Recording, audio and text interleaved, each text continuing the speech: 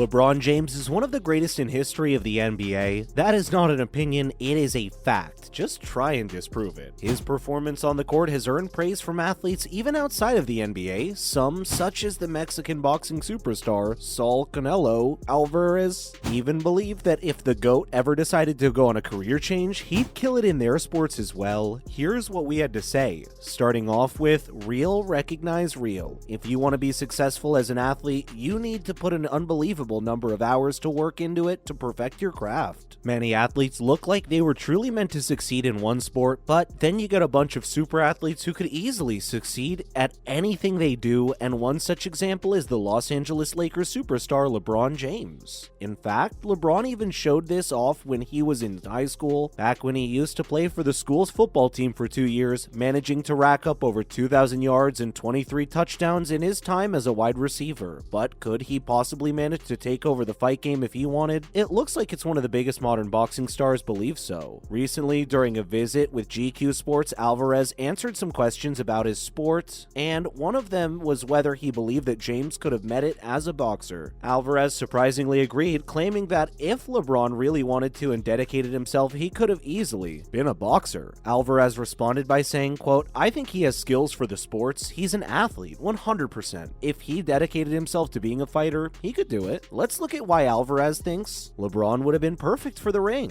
The Mexican superstar is a world champion across 4 weight classes and boasts a record of 57 wins in 61 matches, including 39 knockouts. The 5'8" athlete is also the best current ranked pound-for-pound boxer in the world. So if there's anybody who knows what it would take to become a boxing GOAT, it's definitely Alvarez. With his size, speed, arm length, and strength, LeBron would have been an absolute menace in the heavyweight leagues. When compared to the heavyweights of today, James outmeasured most. For example, while Tyson Fury matches LeBron from a height and weight standpoint, he wouldn't be nearly as fast as the NBA star. But then you also have the likes of Deontay Wilder and Anthony Joshua, who are a little smaller than James, but are still quite fast for someone their size, and Wilder's power is legendary. However, the chosen one isn't the only Laker that is a current boxing legend thinks could dominate the ring. Earlier this month, the heavyweight champ Deontay Wilder also revealed that he thought the late Kobe Bryant would have enjoyed a pretty successful career in the ring. But that as it may, combat sports require a ton of training, and they're truly a speciality that only the most dedicated and gifted can master. But LeBron has already proven time and time again that he can overcome any odds stacked against him, so it'd be pretty foolish to bet against him. Plus, just imagine LeBron James absolutely jacked out and knocking people onto the canvas. The king would be doing a lot more than just dethroning legends. What's more, James also once worked on a documentary series based on the Mexican boxer. The Lakers superstar, along with his business partner Maverick Carter, served as an executive producer on one of DAZN's series 40 Days, which followed the lives of different boxers as they prepared for their fights. The first episode of the documentary series featured Alvarez and fellow boxer Daniel Jacobs as they prepared for their middleweight championship matchup. James has been known to take on several different projects outside of the basketball court as part of Uninterrupted, his media company. The DAZN series took on a similar format to HBO's 24/7, which provided behind-the-scenes looks at several different sporting events such as boxing matches, outdoor hockey, and even the historic head-to-head golf clash between Tiger Woods and Phil Mickelson. On the other hand, Alvarez is also busy with some big changes of his own. A single look at Alvarez's bank account will make it clear that he's unparalleled as a boxer, landing him at a number 8 spot on Forbes' 2022 list of the world's highest athletes with $90 million